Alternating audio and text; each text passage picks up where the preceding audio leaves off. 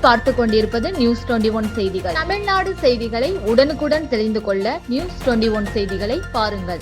விழுப்புரத்தில் சிறப்பு வகுப்புக்கு வந்த 11ஆம் வகுப்பு மாணவர் மயங்கி விழுந்து உயிரிழப்பு. விழுப்புரம் அடுத்த விராட்டிக்குப்பம் பகுதியைச் சேர்ந்த மோகன்ராஜ். இவர் விழுப்புரம் சரஸ்வதி மெட்ரிகுலேஷன் மேல்நிலைப் பள்ளியில் 11ஆம் வகுப்பு படித்து வருகிறார்.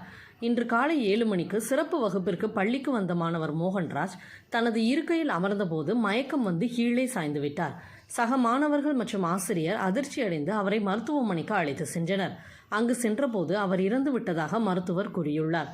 தகவல் அறிந்த விழுப்புரம் காவல்துறையினர் சம்பவ இடத்திற்கு வந்து உடலை கைப்பற்றி பிரேத பரிசோதனைக்கு முண்டியம்பாக்கம் அரசு மருத்துவமனைக்கு அனுப்பி வைத்து விசாரணை மேற்கொண்டு வருகின்றனர்.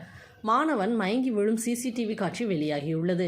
இந்த சம்பவம் விழுப்புரம் பகுதியில் பெரும் அதிர்ச்சியை ஏற்படுத்தியுள்ளது. நியூஸ் 21 செய்திகளுக்காக செய்தியாளர் அருண் பிரகாஷ்.